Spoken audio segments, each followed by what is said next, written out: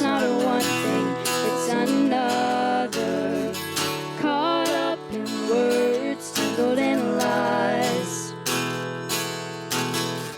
You are a savior and you take brokenness aside and make it beautiful, beautiful.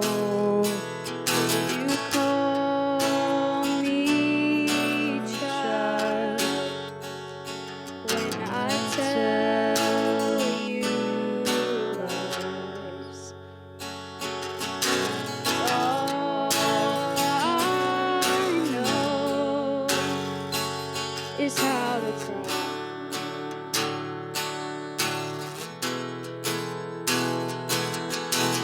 'Cause I am a sinner. It's not a one thing, it's another.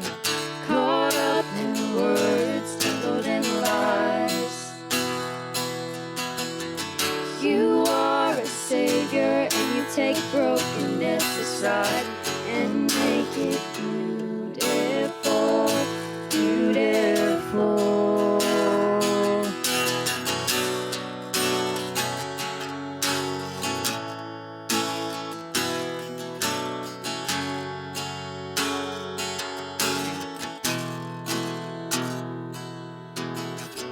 You make it beautiful.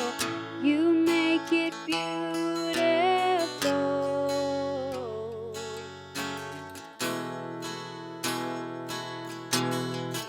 You make it beautiful. You make it beautiful.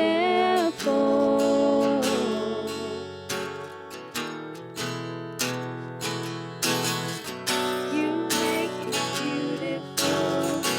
You make it beautiful.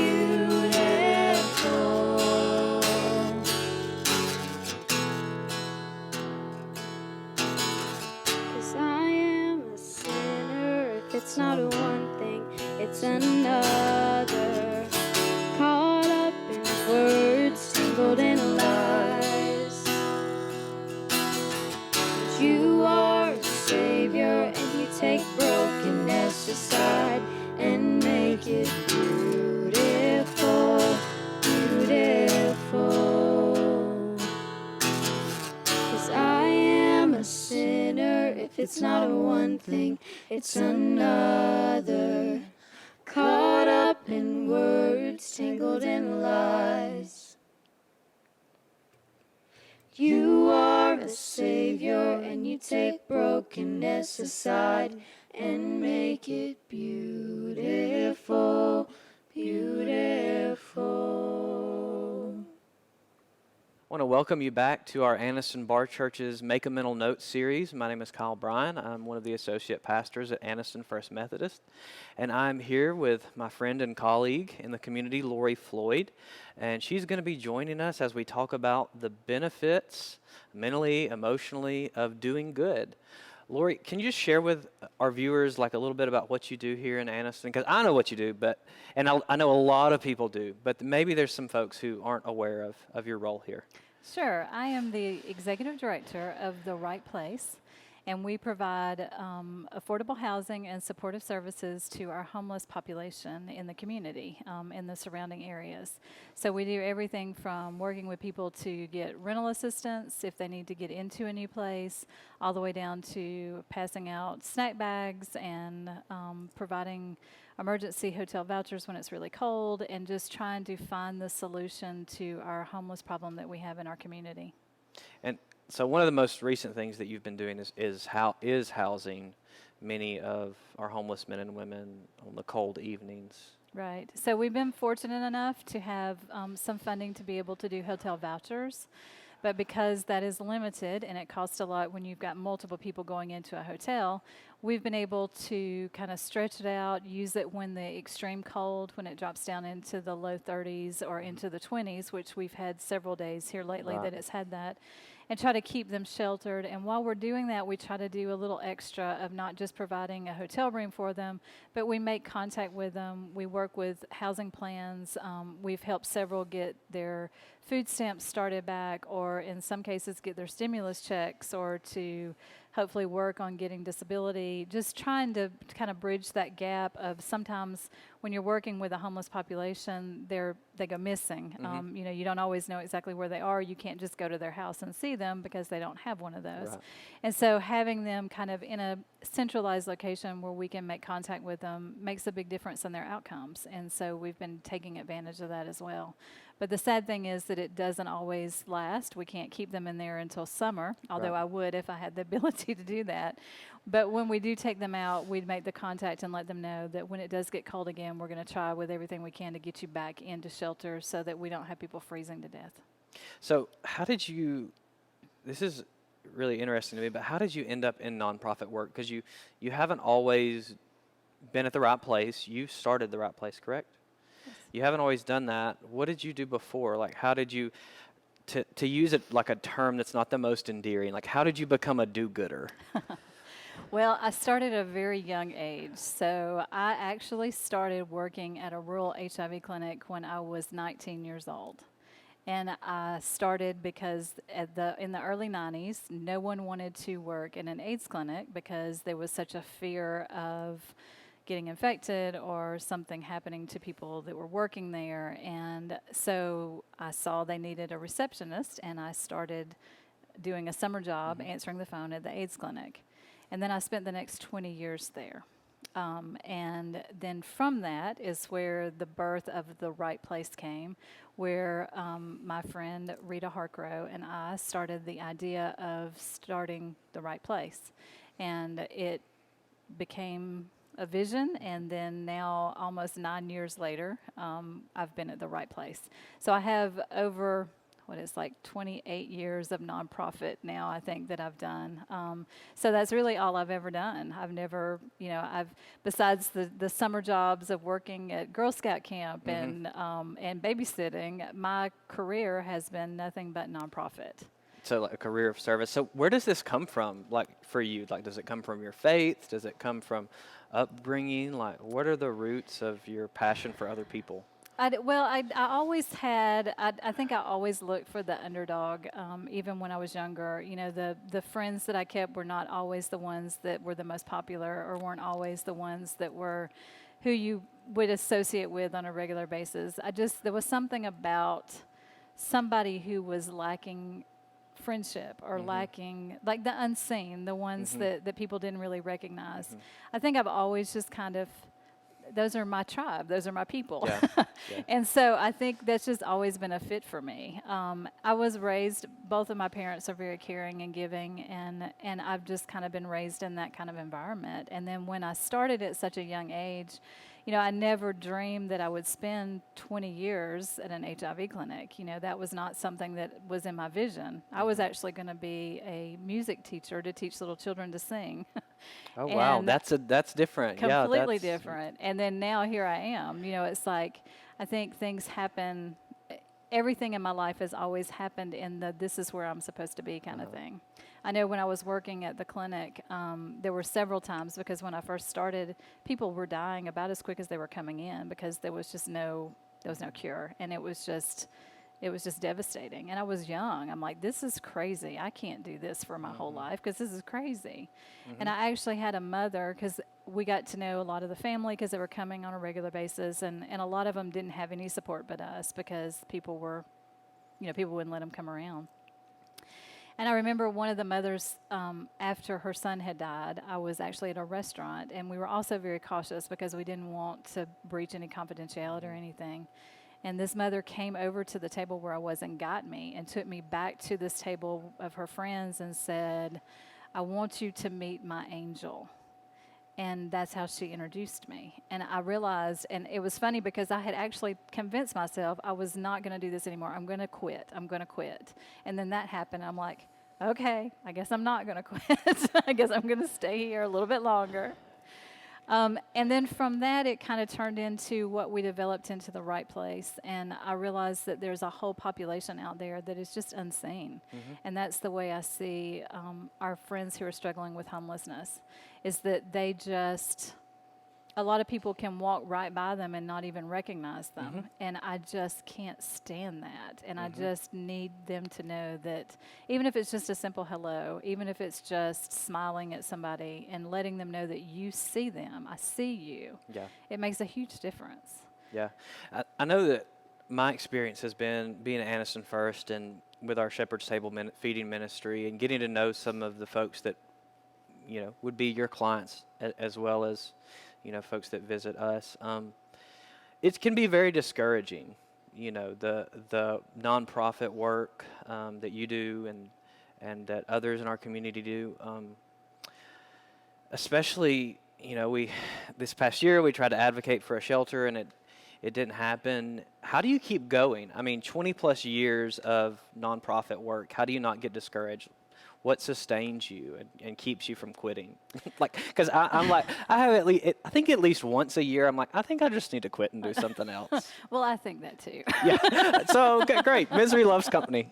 I mean, I think everybody does. I mean, I think you do get discouraged in whatever you're doing. Yep. But I think what really gets me is that I get blessed by people that I would have never been blessed by if I didn't do what I do. Because I wouldn't have seen them or I wouldn't have made that contact with that gentleman who's sleeping under a bridge that I go looking for unless I had that opportunity to make that contact. And the things that you learn from them. I have one guy that I work with on a regular basis, and every time I get to sit down and just listen to him, I tell him all the time, you were one of the funniest people I think I've ever met. And the first couple of times I met him, he didn't hardly say anything. But as we build that trust and that community, I realized, God, he's so funny and he's so enjoyable to be around. And if I wasn't doing what I'm doing, I would have never met him. So it's meeting a whole other world that you would have never had the opportunity to meet. And it's more of a blessing to me than I could ever give back to them. Yeah, we get to meet these folks who are fearfully and wonderfully made in God's image, and they have stories, sometimes really tragic stories, but beneath all of that are just wonderful people with personalities and oftentimes incredibly caring. I know after our accident and after Lucy died, one of the people that I thought of first was one of our homeless men who would always ask how are those kids doing, Right. and I just thought, man, I need to tell him because I know he's going to be upset because he always cares, he's always concerned. Yeah. Because our series is talking about making this sort of mental note, adopting a practice that you're going to later employ to overcome adversity or what obstacles may come your way. Can you speak to some of the mental health benefits of doing good, of helping others, of focusing outward? Well, I mean, I think besides the whole, it just makes you feel good that you've done something for somebody else. Yeah. It's also makes you feel good when you realize that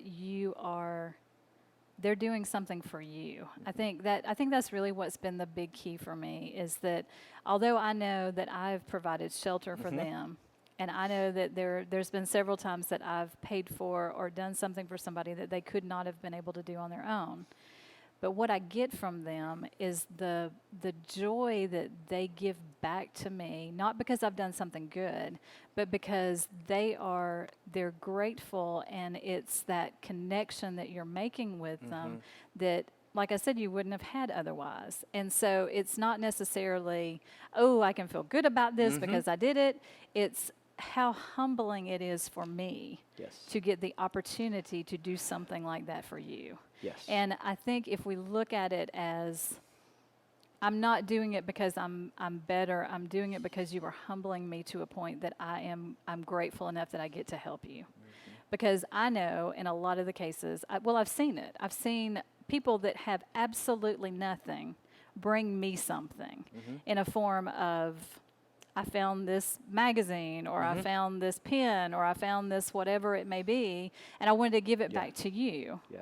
And that shows you, how they are just as grateful in the opportunity to give as you are to give to them. And I'm so glad you mentioned that, because oftentimes we think, and churches we can be some of the worst about this. Like, we think we're coming in to save somebody, and we have all the answers, and we're going to be like Jesus.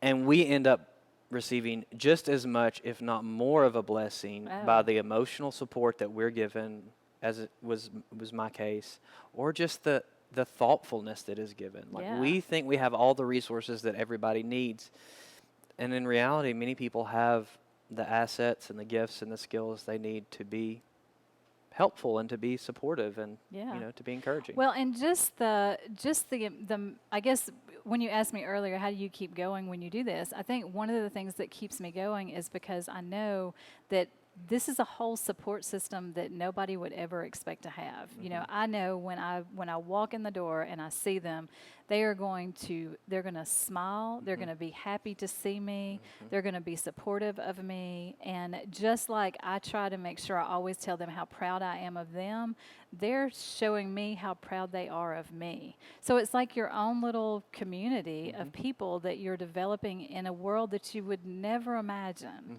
You know, one of the funny stories I talk about the hotel, when I had them in one time, I'd gone by to check on some of them. I was leaving the parking lot, and they were all out on the balcony standing and had been waving and saying something to me. And I was walking across the parking lot, and there were two gentlemen that were not associated with us at all got into this fight. They were obviously arguing about something in the parking lot. And one of them reaches and pulls a pipe off of his truck, and the other one gets a shovel, and I'm walking pretty close to where they are. And before I reach the door of my car, I turn around, and there are 6 homeless men standing behind me going, "Get in the car, Lori, get in the car." I don't even know where similar story has happened to me. Yep. Yeah, it's like I don't even know where they came from, but it was like my little angels have surrounded me going, "It's time for you to go get in the car." And I'm like, okay, you know, I've had people say all the time, "Are you not afraid that somebody's going to hurt you or that something's going to happen?" Absolutely not. And that may be naive on my part, I don't know. But so far, I know that the people that I'm working with are just as grateful for me as I am for them. And I don't have any reason to be fearful of them. Well, thank you, and thank you for being here and being vulnerable and honest and just transparent about your organization and what you do and how it makes you feel. I really appreciate that. Well, thank you for having me. And I just want to encourage those of you who are at home to do good, not because somebody needs it. Of course, they may need it, but it may change you as well. You may reap benefits that you never even saw coming.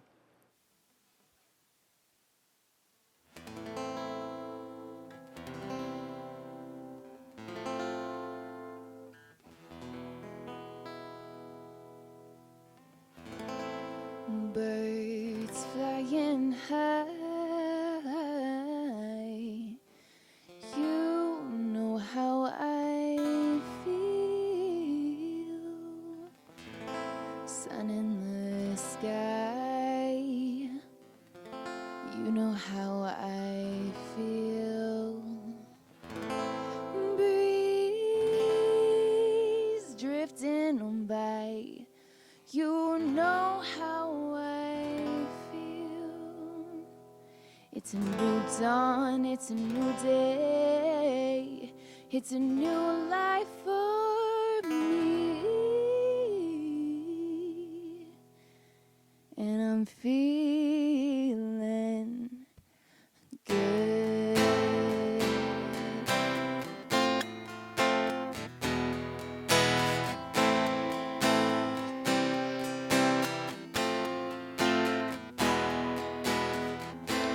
Fish in the sea, you know how I feel.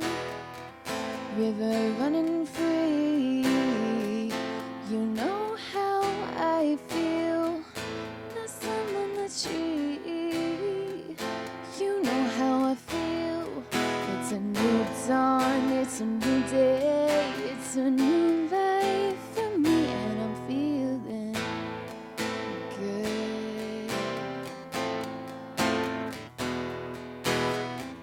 Dragonfly out in the sun, you know what I mean, don't you know? Butterflies all having fun, you know what I mean. Sleep in peace when day is done, you know what I mean.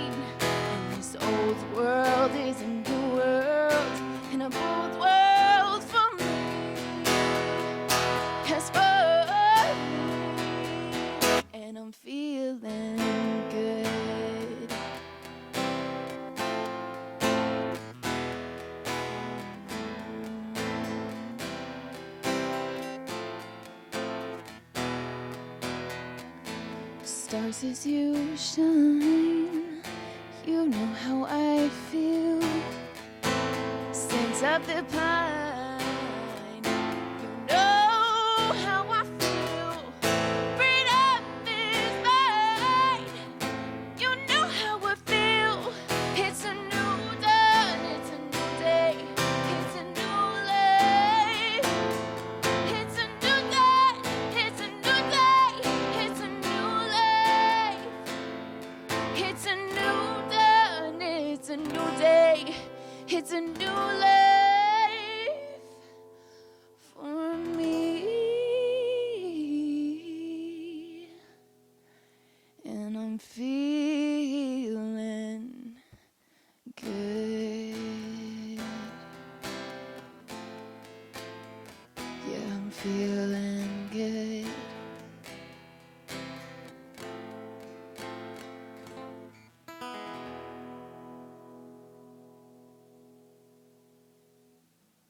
I want to thank you for joining us for this episode of Anniston Bar Church's Make a Mental Note. We're able to sustain this community of faith through this pandemic because of your giving. And so I want to encourage you to take time and go to annistonfirst.info/give and make a contribution to Anniston First United Methodist Church so that we can continue to offer this series as well as many others until we are able to return safely together again.